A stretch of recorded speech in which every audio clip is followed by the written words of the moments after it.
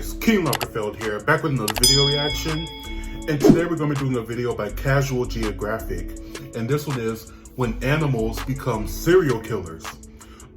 There are a lot of animals that are, vicious. Tigers, lions, alligators, crocodiles. I mean, you name it, there's a lot of them. But I'm pretty sure these animals are the worst of the worst. So we'll go ahead and get into this video and see what animals become serial killers.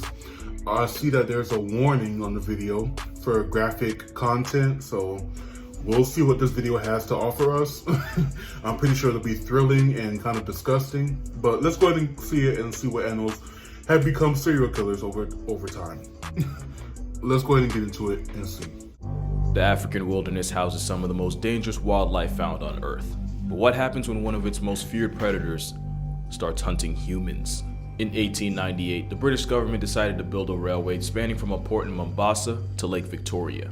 The project was nicknamed the Lunatic Express, since many saw it as a massive waste of time and resources, along with being unnecessarily dangerous. So dangerous that most African natives refused to be involved in construction. So the British imported thousands of laborers from India. So they must have known something. These workers were both unfamiliar with the African brush, along with all the lethal animals in it.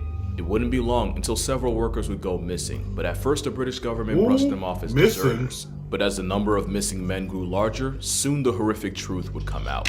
A pair of maneless male lions had been attacking the unsuspecting workers and eating them. Lions don't typically view humans as viable prey, and adult lions are actually naturally wary of humans. But lions are also incredibly adaptable, and these lions were hunting the workers like they were gazelle. While the men were working on the bridge during the day, the two lions were nowhere to be seen. It wasn't until they turned into their campsites for the night that the lions showed up. These lions would slip into the campsites undetected and drag helpless workers out of their tents to their death. Oh my goodness, drag them out of... What is that? Is that real footage? I mean, real audio? That sounds like a nightmare. Being attacked by a lion. I mean, in one group, that has to be one of the lions had that has to be such a nightmare. Powerful sick worker and ragdolled him out of his tent, while the other workers could only listen to his bone-chilling screams of agony. The next day, his fellow workers found him, and from the position he was sitting in, it appeared as though he had survived. But as the men drew closer, they realized not only was he completely lifeless, but the lions had licked the skin completely off his cheeks, which formed a grisly smile. The men tried building thorn fences called bomas to keep the lions out. Unfortunately, nobody told the men that lions can leap well over 10 feet and easily clear a boma. And as the attacks and the missing men piled up, the lions started getting more confident. At first, weeks would go by between attacks, but soon, fatal maulings would happen almost daily. And while early on, only one of the rogue males would enter the campsite at a time, soon they'd start slaughtering workers together. In one chilling incident, they had moved the site of a hospital which the lions had began targeting. They moved the hospital over a mile away and set up the new hospital as a trap for the lions. Only a day later, the lions found the new hospital and continued their carnage. Oh my God. The lions even appeared to have plot armor. I mean, at one point, they had succeeded in trapping Don't they have other things but when to the eat? enraged predator Like started zebras, tearing the trap apart, gazelle, panicking sepoys opened pigs? fire and missed every why shot. are they attacking One the shot workers? managed to spring open the trap door, allowing the lion to slip away. And as the attacks persisted, it appeared as though the lions had gone from killing to eat to just killing. We don't know just how many lives were taken, but according to Lieutenant John Patterson, up to 135 men were lost by the time the construction and the lions were finished. And we don't know for sure what led these lions to go on a human hunting spree. One of the lions was found to have an abscess in his teeth, causing a painful infection that may have been too debilitating to hunt his usual prey, forcing him to seek out easier targets.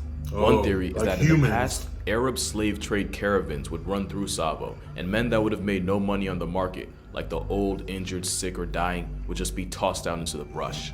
It's possible that these lions of Tsavo were fed by these crimes against humanity and learned that humans as a food option is never completely off the table.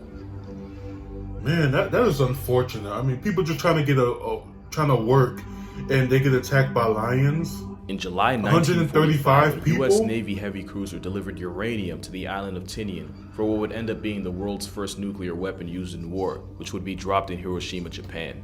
Japan would get its revenge when a torpedo struck the USS Indianapolis as it was en route to the Philippines. In only 12 minutes, the imposing military cruiser was underwater, along with anyone unlucky enough to escape in time. Although, considering what would happen, maybe they were the lucky ones. Because as the stranded crew floated adrift in the Philippine Gulf, they quickly realized they had a major problem. Sharks, likely oceanic whitetips, were stalking the serial killers of the sea. At first, the sharks simply cleaned up the casualties, feeding on the bodies of the deceased. But soon, they turned their attention to the survivors. To the alive as much people. As the sailors tried to float together, invariably, someone would drift away from the group, and that's when the patient sharks would move in. According to survivors, the men would thrash around and scream hysterically. Oh my God, to be and only a short while later, in the ocean with no protection and nothing else. And as the dehydration, at any second, a shark can attack you. Saltwater poisoning took its toll. Some men would hallucinate that they were being rescued and would swim away from the group towards a ship that wasn't there, not realizing they were paddling towards their own death. Even worse, some of the men would become delirious and start attacking their fellow shipmates, forcing them to literally cast them off towards the sharks. This living nightmare lasted 5 days, and when salvation finally came, only 317 out of the 1,196 men could be accounted for. Oh but my the psychological goodness. torture didn't end there for some of them. Captain Charles B. McVeigh was the first 317 captain to out ever of be court-martialed 1,000? for losing his ship, and the reasoning was because he didn't zigzag. Even Commander Hashimoto, the guy that sunk his ship, testified that there was nothing McVeigh could have done, but it didn't matter. America had its scapegoat, and it was him.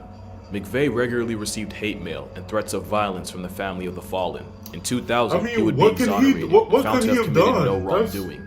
But not before the harassment and crippling survivor's guilt would break him.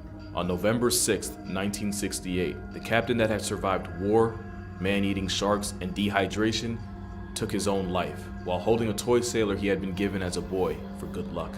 The true monsters of this story weren't the sharks. Right, it's society. I mean, what was the guy supposed to do? He did the best he could. And you just gonna hate on him? And the most dangerous bear in the world isn't the grizzly bear or even the polar bear, but it's widely considered to be the sloth bear.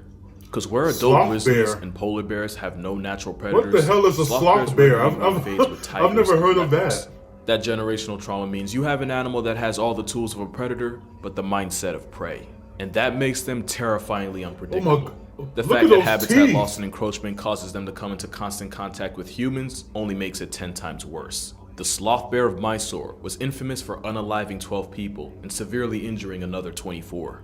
Armed with wolverine claws and a devastating bite, sloth bears have a nasty habit of attacking the faces of their victims. Those that survived often lost an eye or a nose or had a chunk of their cheek ripped off. The face. Those that didn't survive often had their faces torn off completely, and in some cases the bear ate the bodies of its victims. A far cry from the insects and fruits Baloo the jungle usually eats.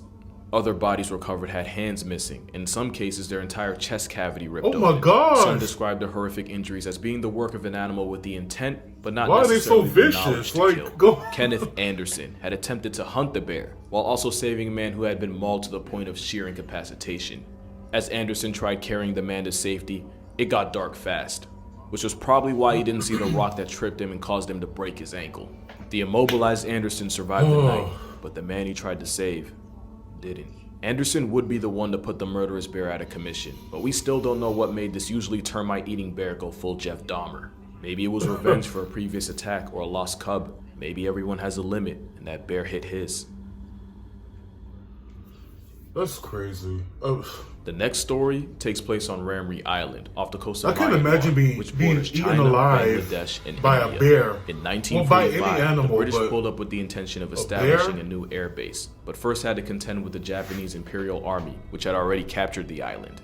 The British flanked the Japanese, who, rather than surrender, opted to try to escape by cutting through miles of dense, boggy, uncharted mangroves. As they did, the British circled the mangrove swamp, essentially stranding the men into unforgiving terrain. Venomous snakes, spiders, and disease-carrying mosquitoes were almost an afterthought after the men realized they had waded directly into saltwater crocodile territory. The details of what happened next have been debated for years. Many say that the up to 20-foot-long crocs converged on the defenseless soldiers, first picking off the ones that were already passed death before moving on to the struggling and infirm. One British soldier described hearing 3 distinct sounds: the incessant firing of rifles overhead, the erratic splashing of excited crocodiles, and the blood-curdling cries of the men being dismembered and devoured alive. According to him, the sounds were deafening. Some men sought to take cover in the trees, only a couple feet above the marauding reptiles, when they made a horrific discovery. Crocs can easily launch themselves several feet out of the water, and the men that hadn't climbed high enough were caught in those snare trap jaws and torn to shreds. Another chilling realization was the intelligence of the cold-blooded predator. I can't imagine According to this. multiple sources, the crocs would use their tails as battering I can't imagine rams this to slam happening against to the me. base of the Like, trees, hoping to knock loose a prize like a twisted human piñata. Like African crocodiles camping in rivers during great migrations, these crocodiles seem perfectly content to bide their time. We have no way of knowing exactly how many lives were lost on that island, but we do know it was very likely in the several hundreds. We also have no way to confirm just how many were taken by the crocodiles, and how many simply flatlined to dehydration, sickness, other wildlife, or simply casualties of war. However, this is widely considered to be the most lethal crocodile attack in human history. And since saltwater crocodiles are capable of living 70+ years, the chances that at least one of those same crocodiles are still there could still be alive, right? They're not zero. Wow, that's... Crocodiles are one of the most stubbornly resilient things on Earth. They've been around for about 200 million years and have barely changed. And with a wide-ranging diet and few if any natural predators, crocs can live virtually anywhere there's warmth and water. So it makes sense that one of the most infamous animal serial killers of all time was a crocodile. Gustave was an 18-foot reptilian Ted Bundy, rumored to have been responsible for up to 300 names missing from the census. According to legend, the massive Nile predator was too bulky to hunt the typical fish, antelope, and zebra, leading him to go after bigger, tougher game like hippos, buffalo, and even humans. The Burundi butcher would allegedly hunt anything the buffaloes that came not into enough? sight I mean, without why do you have to go after and like us? all crocs, his favorite method of hunting would have likely been lying in wait in the water before exploding and unleashing a 3,000-pound bite force to crush whatever was unlucky enough to get caught in its jaws. Before using the infamous death roll to shred their victim into bite-sized chunks. That is horrifying. It's likely most human casualties were why does that have to be that strong? Children playing in the shallow end. Did it have to be made that strong? Was basically ringing the dinner bell. Gustave was also disturbingly indestructible, with several eyewitnesses describing what they swore were bullet wounds tattooed across its armored skin. But the eeriest part was that for a monster I think they made a movie about this one. Gustave was unexplainably never caught. I think they made a movie about him. I think it was called a live goat in a cage Primeval to lure the or beast something. out. After a storm, the next there's morning a movie the cage about was this empty, but this Gustave gator was nowhere to be or found. crocodile. We don't know how old he is, how long he had been hunting humans, just how many people had been lost to him, or even if he's still alive. There were some reports of Gustave having been shot by a hunter in 2019, but with no photographic evidence, there's still a chance that he's out there prowling the rivers of Burundi. The way I see it, there's only 3 possible options. 1, he's dead. 2, he's still out there serving as unethical population control. Or 3, he has NordVPN. Because NordVPN creates an encrypted totally risk-free. Nothing about Gustave was risk-free. And with Salties having the strongest recorded bite force of any animal, the only guarantee was that anything caught in those vice grip jaws was something you're not getting back.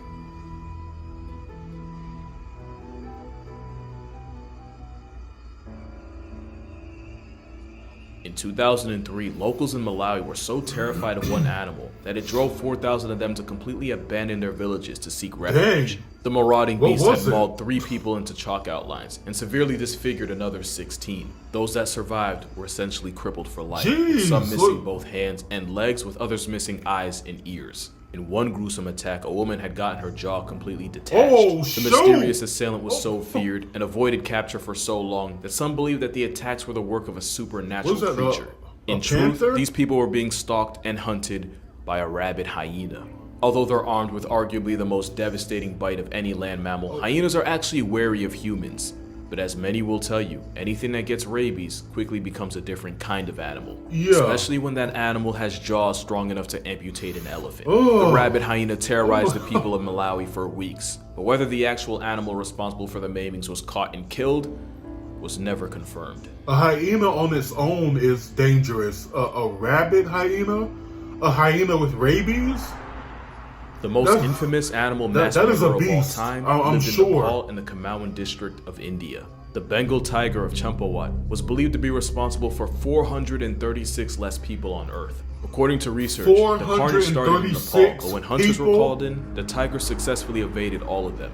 Eventually, she was driven out of the area and swam across a river and invaded India, where the attacks only got worse. The homicidal big cat would typically target young women and children and would often travel up to 20 miles following a kill, making it that much harder to capture her. And unlike most tigers, who typically hunt during dusk or dawn, the man-eater or champawat almost exclusively caught bodies during broad daylight. She became so reviled that locals no longer referred to her as a cat, but as the devil of India. This, damn, that was loud.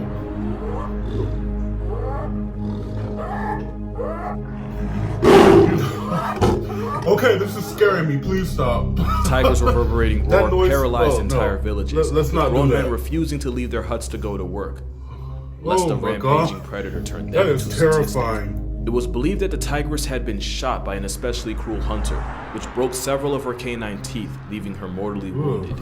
It's likely that this injury, along with the fact that tigers are one of the few animals that'll actively seek revenge, that drove the tiger to eventually start seeking out easier prey, people. And as a highly intelligent predator, she was constantly adapting and able to consistently avoid capture. When she was finally taken down, it was clear from the nasty injuries the tiger had sustained that she was not the villain of this story. That doesn't change the fact that she went out as the most prolific man-murker in nature. And if you think you're safe because you don't live in Asia, just keep in mind that there are more tigers in the United States than in the rest of the world. Oh, great. I love to hear that. That's awesome. I love that. Yeah, more tigers in the U.S. than in Asia, and they create all of this havoc and can commit all of this violence. That's great to hear. That's great to know. I guess the video is over. But anyway, guys. Yeah, animals that become serial killers. I mean, I'm not surprised by any of these entries. I mean, I've heard terrible things about crocodiles, alligators, tigers. What else was it? Yeah, all the animals that were mentioned in this, I'm not surprised. I mean, they've all been mentioned before. I mean, as vicious sharks, as vicious animals that, you know, have no mercy on humans. And I mean, but this was just hard to hear because, I mean, you hate to hear about people being attacked by animals, you know, because I know that it has to be painful and terrifying to go through something like that. I mean, just like being eaten alive. I mean, I could never imagine that. I mean, I wouldn't wish that on anybody. I mean, to be eaten alive by a shark or a tiger or a bear. I mean, that's horrifying. I mean, who would want to go through that or see someone go through that? That's just a nightmare. That's horrifying. But yeah, interesting video. Terrifying video.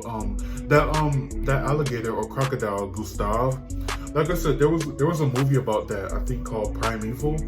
I'm pretty sure it was about that alligator because I remember that name, and I remember it was like a movie about an alligator, or I think it was a crocodile that was like killing a lot of people in that area in Africa. So yeah, so that just goes to show you how vicious it can be. Like, these crocodiles can be legendary and they can have movies made about them because of all the people they've killed. So just, you know, if you guys are adventurers out there, just make sure you're watching out. Make sure you have someone with you who's an expert, who knows what they're doing, who knows where they're going. Because, I mean, you don't want to meet the fate of being attacked by an animal and eaten alive, because that's a terrible way to go, I'm sure. But anyway, you guys, another great video by Casual Geographic. Let me know what you guys thought about this down in the comments below. Make sure you like, comment, subscribe, and until next time, be blessed, be your best, and keep down the stress, and stay away from those animals. Bye, guys.